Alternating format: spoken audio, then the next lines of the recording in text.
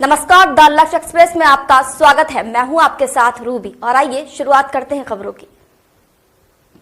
Hello hello hello hello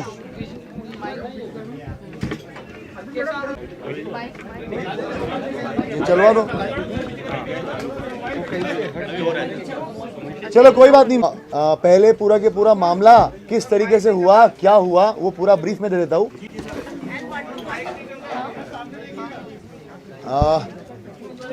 आप सब लोगों को जानकारी, एक सेकंड, आप सब लोगों को जानकारी में है कि 7 और 8 के दरमियान रात्रि जो है इंदौर बिलासपुर ट्रेन के अंदर से एक अर्चना तिवारी नाम की युवती जो B3 AC कोच में थी, वहाँ से वो लापता हो गई। जब से ये मिसिंग रिपोर्ट कायम हुई है, उसी दिन से हम लोग जो है वो उस लड़की को ढूंढ रहे हैं, मगर उसके बावजूद जो है लगभग 10 से 11-12 दिन तक हम लोगों को वो ढूंढने के बाद में आज फाइनली नेपाल बॉर्डर से लड़की को बरामद किया गया है। मामला कुछ इस प्रकार है कि अर्चना तिवारी नामक लड़की जो है ये कटनी की रहने वाली है। वहाँ से उसने अपना ग्रेजुएशन कंप्लीट किया हुआ है। वहाँ पर ये जो है वो स्टूडेंट छात्रा, नेता छात्रा वगैरह भी रही हुई है NSUI से। उसके बाद में फिर ये 2 साल तक जो है वो जबलपुर में प्रैक्टिस करती थी एडवोकेट की। उसके बाद इंदौर में ये पिछले 1 साल से एडवोकेट की वकालत कर रही थी। इसी दरमियान जो है इसके परिवार वालों की तरफ से लगातार इसको रिश्ते वगैरह आ रहे थे, जिसमें इसको शादी नहीं करनी थी। लगभग 3 से 4-5 शादी के प्रपोजल आने के बाद में कुछ इश्यूज हुए, शादियाँ टूटी या उसको नहीं करना था, उसने ना बोल दिया। एक इंदौर में जो है इसकी दोस्ती हुई सारांश जोगचंद करके है, 26 साल का लड़का है, शुजालपुर का रहने वाला है। ये 1 जनवरी के आसपास में, मतलब 1 जनवरी 2025 के आसपास में उसकी जो है वो उसके साथ में मित्रता हुई है। और ट्रेन में ही, इसी सेम ट्रेन में जो है ये उस दिन जा रहे थे और आमने सामने जो है इनका रिजर्वेशन था, तो आमने सामने बैठे हुए थे। ये वकील थी, किसी चीज़ के बारे में बात कर रही थी। सारांश का भी कुछ जो है वो इशू चल रहा था घर पे, तो उस तरीके से उसने उससे बात करना शुरू किया। उसके बाद में बातें जो है वो और भी जो इसके लीगल इश्यूज थे, इसने अपना ड्रोन कंपनी का एक कुछ प्राइवेट लिमिटेड कंपनी बनाने के लिए ये प्रयास कर रहा था इंदौर में, तो उसके लीगल डॉक्यूमेंट को लेकर इन आपस में बातचीत होना शुरू हो गई और उसके बाद में फिर इनकी लगातार बातें शुरू हो गई। जब ये घटना दिनांक जो 7 तारीख है, उसके पहले इसके माता पिता ने और इसके बड़े ताऊ ने जो है वो एक तहसीलदार पटवारी के साथ में इसका रिश्ता फिक्स कर लिया था। उस टाइम पे परिवार के साथ में इसकी लंबी कहासुनी हुई है। उन्होंने कहा कि अब तुम अपनी पढ़ाई वढ़ाई सब छोड़ दो और तत्काल वापस आ जाओ, तुम शादी करके जो है वो तुम्हें जाना ही है। अब की बार जो है वो तुम मना नहीं करोगी और तुम्हारा जो पढ़ाई लिखाई, वो कौटिल्य एकेडमी में इंदौर में पढ़ाई लिखाई कर रही थी लड़की जो है वो, और साथ में वकालत कर रही थी, तो करियर ख़त्म करके अब तुम्हें सिर्फ जो है वो शादी करनी है। ये इस तरीके की बातें जब घर में चल रही थी तो उसका काफ़ी बहसबाजी हुई है। लड़की का जो है वो पढ़ने का मूड था और साथ साथ में अभी ये वकालत और सिविल जज की तैयारी करने का मूड था। तो इसने अपने इस दोस्त को, जो सारांश इसका दोस्त था, तो इससे बात करी। 6 तारीख को ये हरदा में एक केस के सिलसिले में गई थी, हरदा के आसपास में। वहीं पे ढाबे पे बैठ के एक तेजिंदर करके है, तेजिंदर सिंह और सारांश और लड़की, इन तीनों की बैठ के बात हुई। वहाँ पे इन लोगों ने प्लान किया कि किस तरीके से जो है अगर हम लोग मतलब बेसिकली ये छोड़ के भाग जाना है। तब ये भी बात हुई थी कि भाग जाना है तो अभी भाग जाते हैं, तो इतना सब कुछ करने की ज़रूरत क्या है। मगर उस टाइम पे ये बात हुआ कि ऐसा नहीं, अगर ऐसे करेंगे तो वो पता चल जाएगा। ये जो इंदौर बिलासपुर ट्रेन जा रही है वहाँ पे हम बैठेंगे, चलती ट्रेन में से अगर चले जाएंगे तो बहुत सारी हो सकता है कि मिसिंग पर्सन रिपोर्ट कायम होगा। मिसिंग, क्योंकि वो खुद भी एडवोकेट थी, वो ये जानती थी कि भाई GRP में मामला कायम होगा और वहाँ पर बहुत ज़्यादा ये मिसिंग पर्सन वगैरह जो है वो ऐसे होते रहते हैं, तो हो सकता है कि वो मामला जो है वो ऐसे ही निकल जाए और उसके बाद में हम लोग जो है वो अपनी अलग आइडेंटिटी से अपनी अगली लाइफ स्टार्ट कर, मतलब मैं अपनी अगली लाइफ स्टार्ट कर लूँगी। इस तरीके से इन लोगों ने प्लान बनाया। तेजिंदर जो है ये एक गाड़ी चलाने वाला ड्राइवर था।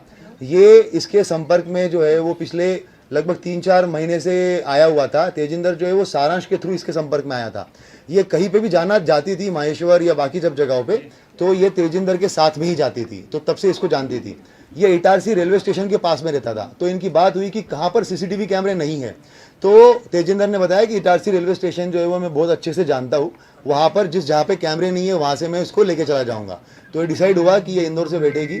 उसके बाद में फिर जब ये ट्रेन में बैठी है तो इसने सारांश को फ़ोन किया है। कपड़े जो है वो सारांश शुजालपुर में रहने वाला है सारांश, और इंदौर में अप डाउन करता है। वहाँ से ये कपड़े खरीद के लेके आया उसके। ये एक अपनी XUV 700 XUV गाड़ी से जो है वो बाय रोड वहाँ पे इटारसी तक आया और नर्मदापुरम तक आया। नर्मदापुरम में इसको तेजिंदर मिला। तेजिंदर के साथ में इसने उसको कपड़े दिए। तेजिंदर जो है वो नर्मदापुरम में ट्रेन में बैठा हुआ है। ट्रेन में बैठने के बाद में इसने लड़की को कपड़े दिए। उसके बाद में जो सारांश है ये लड़का पहुंचा इटारसी बाय रोड। उसके बाद लड़की ने जो है वो अंदर ही अंदर कपड़े वपड़े चेंज किए ताकि उसको कोई पहचान ना सके। उसके बाद में ये A2 B3 कोच में ये थी, मगर ये A2 कोच से अलग से बाहर निकली इटारसी में। इटारसी में ऐसे बाहर निकली कि क्योंकि तेजिंदर को पूरा पता था कि कैमरे का सिस्टम कहाँ कहाँ पे है और कहाँ पे नहीं है, तो आउटर एरिया में इसने जो है वो लड़की को उतारा और वहाँ से उसको लेके चला गया। और बाहर जो है वो सारांश वेट कर रहा था।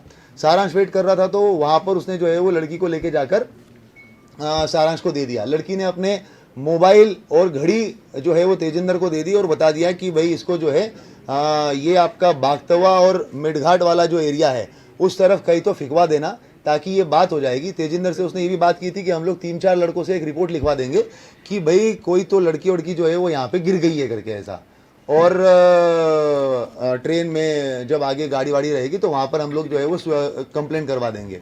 ये सारी बातें हो गई और उसके बाद में उसको मोबाइल और घड़ी वगैरह दे दिया। लड़की जो है वो सारांश के साथ में आगे चली गई। कोइंसिडेंटली सारांश एक व्यक्ति को भी साथ में लेके आया था, तो वो भी उसको भी हम लोगों ने राउंड अप करके उससे बयान लिए हुए, वो चश्मदीद गवाह है। उसके बाद में घटना ये हो गई कि तेजिंदर को उसी टाइम पे दिल्ली की पुलिस उठा के लेके चली गई। क्यों? कारण तेजिंदर जो है वो किसी फ्रॉड के मामले में आरोपी था। तो उसी रात सेम रात को 1 बजे जो है वो ये घटनाक्रम होता है और अगले 1 घंटे में तेजिंदर को पुलिस उठा के लेके चली जाती है। अब जब ये पूरा मामला हमारे पास में आता है, लड़की जानबूझ के सामान पूरा के पूरा सीट पे छोड़ के गई ताकि हम लोग ये सोचे कि लड़की हो ना हो कहीं पे गिरी है, वो कहीं पे भागी नहीं है। अगर भागती तो पूरा सामान लेके जाती। ये पूरा सोच के प्लान करके जो है वो सामान वहीं पर रखा गया था। उसके बाद में जैसा कि उसने सोचा था, जब हमारे पास में मामला आया, सारा डिस्कशन हुआ, बात यही हुई कि भाई सामान जो है वो पूरा के पूरा छोड़ के चली गई है। छोड़ के गई इसका मतलब कहीं ना कहीं गिरी होगी। और मिडघाट और वो वाले एरिया का भी जानबूझ के वो मोबाइल जो है वो उसी एरिया में बंद हुआ था। तो हम लोगों ने वहाँ पर पूरा सर्चिंग ऑपरेशन भी चलाया, पूरे थानों में भी हम लोगों ने बात करी, वो सारी चीज़ें करी। मगर उसी टाइम पे एक चीज़ और, सारांश के साथ में जब बात हुई थी तो स्टार्टिंग में जब जनवरी में उसकी बातें हुई थी तो कॉल पे बात होती थी, मगर उसके बाद में व्हाट्सएप कॉल हुआ था। तो वो उस वजह से जो है उसके साथ में वो बातें जो है वो CDR में डिटेक्ट नहीं हो पाई। हम लोगों ने IPDR निकालने के बाद में उसका नंबर जो जब वापस आया और पता चला कि इससे वापस ये बात हो रही थी और ये लड़का छूट गया है पूछताछ करने के लिए, उसके बाद टीम जो है वो उस तक पहुंची है। तेजिंदर को जब हम लोगों ने ये पता किया, तेजिंदर का नंबर मिला और जब हम लोगों ने उसके बारे में डिटेल पता किया तो हम लोग काफ़ी श्योर हो गए थे कि तेजिंदर इस मामले में लिंक्ड है। मगर जैसे ही हमें पता चला कि ये जो है वो चोरी के मामले में दिल्ली पुलिस उठा के लेके गई है, तो हमें फिर स्टार्टिंग में लगा कि हो सकता है कि ये किसी दूसरे मामले में होगा। पर जब सारांश को उठाया गया और सारांश से जब पूछताछ हुई तो उसने बताया कि तेजिंदर, लड़की और इसने सबने मिलकर ये प्लान किया था।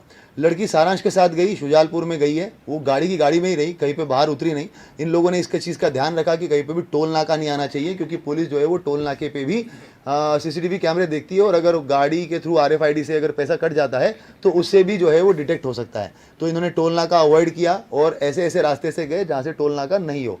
शुजालपुर गए, शुजालपुर के बाद में फिर ये ऑर्बिट मॉल के आसपास से कहीं से इन्होंने एक दूसरा मोबाइल खरीदा। और लड़के, जब तक मीडिया में इस चीज़ का काफ़ी हाइप हो गया था तो जितना इनको एक्सपेक्टेशन था कि मामला एकदम सिंपल तरीके से निपट जाएगा, तो वो लगने लग गया कि अब तो ये नहीं होगा, तो इसको मध्य प्रदेश छोड़ के कहीं तो जाना पड़ेगा जहाँ पे अलग भाषा के लोग हैं। तो इन्होंने हैदराबाद चूज़ किया। उसके बाद ये बुरहानपुर गए। बुरहानपुर से इन लोगों ने जो है वो हैदराबाद की बस पकड़ी। हैदराबाद में जाने के बाद में ये 2 दिन 1 रात जो है वो हैदराबाद में रहे।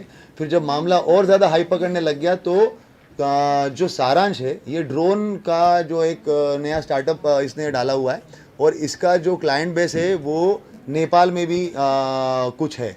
तो इन लोगों की पहले वो बात हो चुकी थी, तो इनकी बात हुई कि अब इसको जो है वो भारत छोड़ के ही हम लोग जो नेपाल की तरफ चले जाएंगे। उसके बाद फिर इन लोगों ने बस पकड़ी, बस पकड़ के जोधपुर से दिल्ली, दिल्ली से उसके बाद में जो है ये कुछ दिन वो काठमांडू चली गई। लड़की काठमांडू चली गई, लड़का जो है वो वापस आ गया। और लड़के ने ये भी किया कि जो इसका मोबाइल था उसको जब मेन टाइम था उस टाइम पे उसने एरोप्लेन मोड पे करके पूरा के पूरा बंद कर लिया। बाकी टाइम में मोबाइल जो है वो अपना वहीं पे रखकर और दूसरी सिम इशू करवा के पिता के नाम पे उस मोबाइल को उसने पूरा टाइम चलाया, क्योंकि जब सारांश का नाम अगर आए तो मोबाइल जो है वो इंदौर में ही दिखे और उसके ऊपर कोई शक ना जाए। और पिता की अलग से, क्योंकि नई सिम थी, वो तो कुछ कहीं पे कुछ कनेक्शन था ही नहीं उस चीज़ का, तो वो सिम जो है वो उसने अपनी अलग से इस्तेमाल करी। काठमांडू छोड़ के ये वापस आ गया। उसके बाद में 3-4 दिन तक रहा, जब पुलिस ने इसको राउंड अप किया हम लोगों ने सारांश को, और उसके बाद में जब चीज़ें निकल के आई तो उसके थ्रू नया नंबर जो था उसका, उससे बात कर और उसको वहाँ से बॉर्डर तक बुलवाया गया। और बॉर्डर पे लाखीमपुर खीरी पुलिस की मदद से हम लोगों ने जो है वो लड़की को बरामद किया। बरामद करके जो है वहाँ से दिल्ली, और दिल्ली से अभी सुबह सुबह फ्लाइट से यहाँ पे लेके आए हैं। अगर के पूछते हैं, हाँ आपको पहले इनका क्वेश्चन का जवाब दे देता हूँ। फिल्म देख के वैसा कुछ नहीं है। लड़की एडवोकेट है, पहले भी छात्र नेता रह चुकी है, सिविल जज की तैयारी कर रही है, काफ़ी कुछ चीज़ें उसको पता है, जीआरपी का काम करने का तरीका, डीएफ का काम करने का तरीका, मिसिंग पर्सन का कितना इंपॉर्टेंस होता है, क्राइम का कितना इंपॉर्टेंस होता है, 363 का कितना इंपॉर्टेंस होता है, ये सारी चीज़ें उसको पता है। तो जो प्लान बना है वो तीनों लोगों ने मिलकर आपस में बना के और उसके बाद में फिर एग्जीक्यूट किया, एक एक करके मैं सभी। हाँ, ये तेजिंदर का एक सवाल पहले जो है मैं इसका जवाब दे देता हूँ। तेजिंदर जो है ये सारांश जब इंदौर में रहता था लगभग 2021-22 के बीच में, तो आमने सामने रहते थे। उस टाइम पे इन लोगों का कुछ पैसों का लेन देन हुआ था। तेजिंदर ने काफ़ी लोगों से उधारियाँ लेके रखी थी, तो उसमें सारांश से लगभग 2 से 2.5 लाख रुपए लिए हुए थे। तो वो जो पैसों का लेन देन था वो उनका चल रहा था, 2.5 लाख रुपए वो दे नहीं रहा था, तो उसी चीज़ के लिए फिर ये काफ़ी बात होने लग गई। तो ये उसका ड्राइवर बन गया और उसके बाद में फिर उस चीज़ का कि भाई तुम्हारा जो पैसा दिया हुआ उसी में से कुछ निकाल लो, इस तरीके से वो तेजिंदर जो है वो इन्वॉल्व हुआ उसमें। राम तोमर वाली बात मैं पहले कंप्लीट कर लेता हूँ। राम तोमर जो है गुमशुदगी वाले मामले में कहीं से कहीं तक इन्वॉल्व नहीं है, मगर राम तोमर की जो पहचान है वो लगभग ग्वालियर जबलपुर में जब लड़की प्रैक्टिस करती थी उस टाइम पे किसी के थ्रू ही लड़की से हमने बातचीत करी है। आप भी अलग से अभी बाद में भी उससे जब भी बातचीत होगी तो जानकारी में आएगा। लड़की का कहना है कि राम तोमर को आज तक उसने चेहरा भी नहीं देखा उसका, मगर राम तोमर उसको लगातार फ़ोन करता था और उसने बीच में 3 से 4 बार उसके टिकट्स बना दिए थे, जो एक भी टिकट में वो वापस गई नहीं है। उसका ये कहना था कि तू ग्वालियर आ जा और ग्वालियर में जो है वो प्रैक्टिस कर।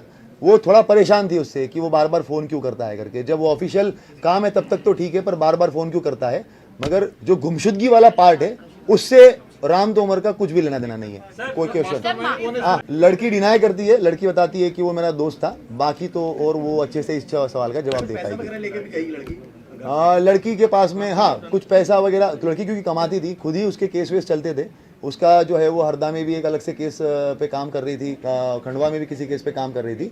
तो लड़की खुद भी कमाती थी। उसने अपने माँ का ऑपरेशन जो किया था तो ऑपरेशन में भी उसने खुद ने पैसे जो है वो खर्च किए हैं। तो पैसा उसके पास में था और कुछ पैसा जो है वो सारांश ने भी उसने पेरेंट्स को हाँ पेरेंट्स को जो है ये लगातार इनमें जो अगस्त के महीने में जब वो पटवारी का उसके पास में रिश्ता आया था और उसने ना बोला था तो उस टाइम पे काफ़ी झगड़ा भी हुआ है। मतलब लगातार फ़ोन पे बात भी हुई है, माँ का भी झगड़ा हुआ है। माँ ने भी कहा है कि इसके अंदर जो है वो तुम्हें इस बार शादी करनी पड़ेगी वगैरह वगैरह, जिस तरीके से हर एक फैमिली में होता है कि भाई तुम्हें शादी करनी पड़ेगी। लड़के का कहना है कि नहीं मैं तो अपना लाइफ कोर करिए उसका। डेफिनेटली वो अगर ये सब चीज़ें इतनी हो रही है और उसके बाद ही 6 तारीख को हुआ है।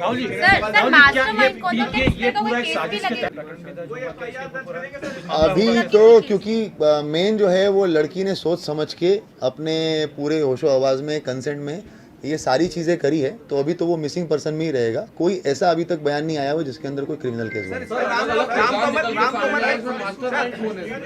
मास्टर में लोगों ने आपस में मिलकर ये प्लान बनाया हुआ है जिसमें मेन प्लान जो है वो लड़की का है और बाकी जो वो उस तरीके की चीज़ें हैं कि कहाँ पे हमें सीसीटीवी कैमरे बाईपास करने हैं, रोड्स कहाँ पर निकल के आ जाएंगे, नेपाल में कौन मदद करेगा, वहाँ पे किसकी मदद होगी, तो ये तो बेसिकली तीनों ने मिलकर लेकिन सवाल ही उठ रहा कि 3 तो उसके बाद भी कोई अपराध नहीं बन रहा।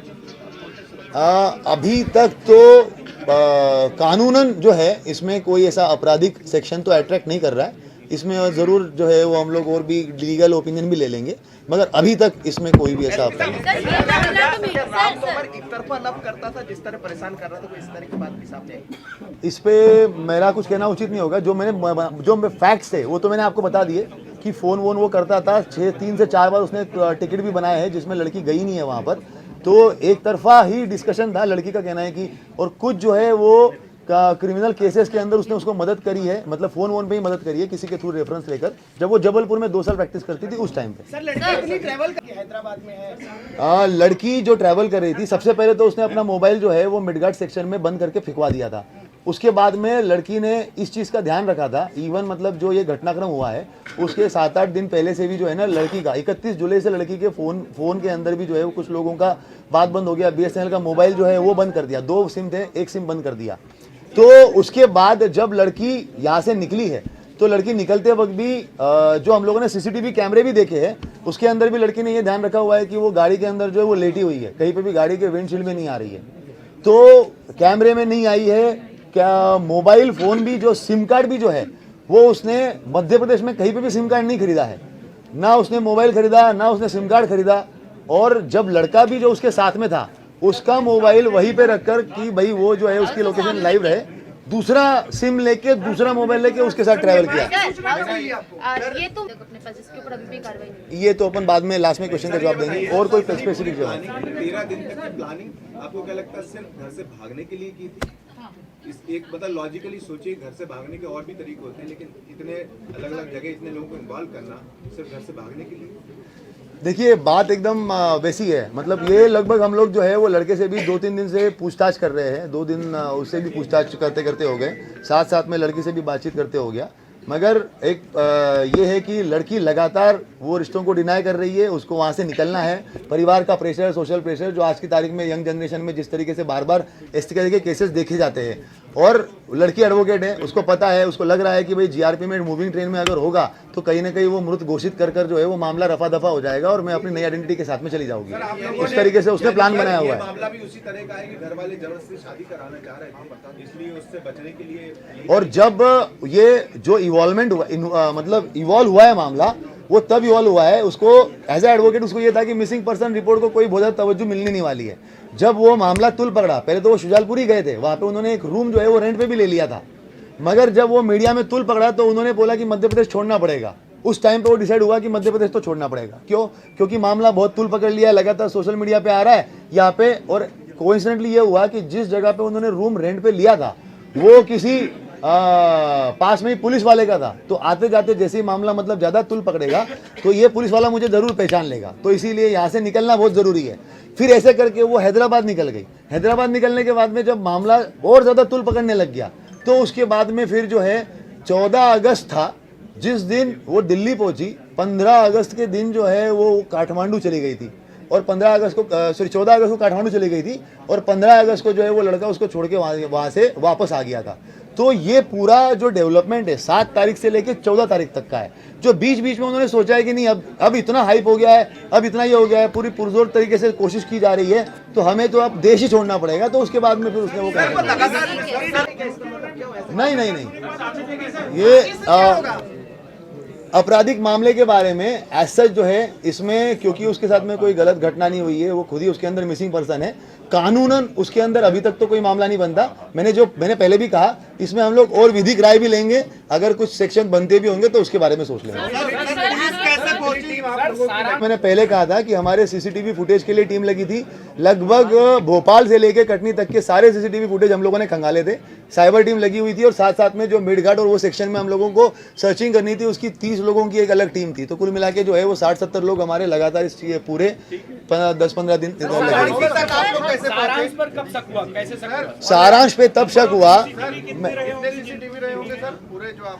CCTV तो मतलब ये है कि मतलब बता ही नहीं सकते, वो कम से कम 400-500 से ऊपर ही होंगे, क्योंकि हर स्टेशन पे 40-50 है CCTV, सबको निकालना। और सिर्फ स्टेशन नहीं, उनके आउटर एरिया और उनके जो बाहर के कैमरे हैं, मतलब कोई बाहर निकल रहा है तो उसके लिए वो भी कैमरे खंगालना।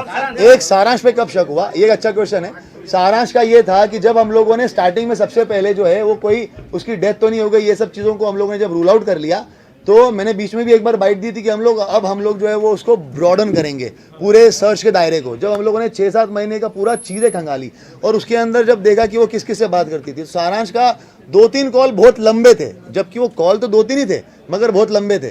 जब उसका फिर हम लोगों ने IPDR निकाला कि ऐसा तो नहीं व्हाट्सएप कॉल से उसने बात करी हो, इसमें हम लोगों ने कटनी पुलिस जो है वो एसपी कटनी के द्वारा भी एक इनपुट दे दिया था उनके साइबर की तरफ से कि एक ये नंबर आया हुआ है और वो नंबर हमारे इससे मैच हो रहा था, सारांश से मैच हो रहा था।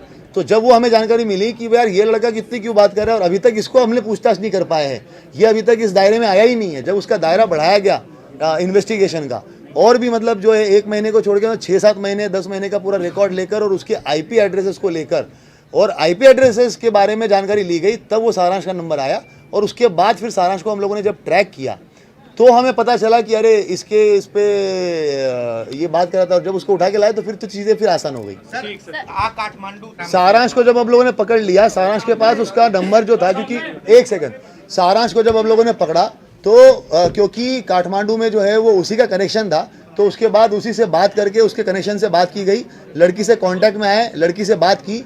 जब ये पूरा एपिसोड चल रहा था उस दिन, ग्वालियर वाला भी उस दिन पूरा के पूरा एपिसोड चल रहा था, उसके 1 दिन पहले से ही उसी टाइम पे हम लोग लड़की के कांटेक्ट में आ चुके थे कि वो काठमांडू में है। तभी मैं इतने स्ट्रांगली बता भी रहा था कि उसका कोई कनेक्शन नहीं है। और वहाँ पर जब हम लोगों ने काठमांडू में बात करी और उसको बात करके फिर बुलवाया, वो सारांश के थ्रू बुलवाया और उसके बाद में फिर जो है वो तेजिंदर के बारे में हम लोग पहले एक बार इन्वेस्टिगेट, वो तो हमारा ये था कि चौथे या 5वें दिन हम लोग केस क्रैक कर चुके थे। हमें ये लग रहा था कि तेजिंदर ही है जिसके साथ लड़की गई है, मगर जब वो दिल्ली पुलिस आ गई तो तेजिंदर हमारा वापस साइडलाइन हो गया। अगर वो दिल्ली पुलिस उस दिन नहीं आती तो हो सकता था कि हम तीसरे दिन ही उस केस को क्रैक कर लेते तेजिंदर को पकड़कर, मगर वो घटनाक्रम ऐसा ही था जिसकी वजह से हम लोग उससे हटे। पर फिर सारांश के थ्रू वापस तेजिंदर तक जब पहुंचे तो हमारी एक टीम दिल्ली गई, दिल्ली में उसको तिहाड़ जेल के अंदर उसका जो है वो हम लोगों ने वापस अंदर जाके उससे पूछताछ करी और फिर वापस जो दिल्ली पुलिस से बात करके 4 दिन का उन्होंने रिमांड लिया था, तो उस रिमांड में भी हम लोग वहाँ पर गए और बाकायदा उससे पूछताछ करी और जब वो फैक्ट्स मिलान किए तो चीज़ें फिर हमें काफ़ी आसान हो गई। इंदौर में जो सीसीटीवी आया था, इंदौर में जिसमें वो एक बार देखना पड़ेगा, एक बार देखना पड़ेगा। परिजनों से बीच में अर्चना ने, जब आप लोगों ने ट्रेस किया, जो कल बातचीत चलेगी, बातचीत की थी या परिजनों को पहले से कुछ अंदाजा? जब हम लोगों ने सारांश को पकड़ लिया था और उसके बाद उस लड़की से बात करके उसको बात करके हम लोग जो है वो बुला रहे थे, तो जब उसने मान लिया कि अब मैं आ जाऊंगी और उसने काठमांडू से धनगढ़ी करके एक जगह है वहाँ तक की फ़्लाइट ले ली, तो उस दौरान में जब वो उसने अपने भाई से बात कर ली थी कि जब मैं आ ही रही हूँ तो अब मैं अपने परिवार वालों को भी बता देती हूँ। उसी टाइम पे वो ग्वालियर वाला इशू चल रहा था और जब आप सब लोग बोल रहे थे कि परिवार वालों से बात हो गई है, तो वो इसीलिए हुई थी क्योंकि पुलिस तब तक उसको बुला चुकी थी, धनगढ़ी तक वो आ चुकी थी और अब वो ये था कि अब मैं आ ही रही हूँ तो मैं अपने परिवार से बात कर लेती हूँ, तो उसने अपने परिवार से उसने बात कर लिया। खबरों में फिलहाल इतना ही। देश दुनिया की ताजा अपडेट्स के लिए बने रहिए द लश एक्सप्रेस के साथ। नमस्कार।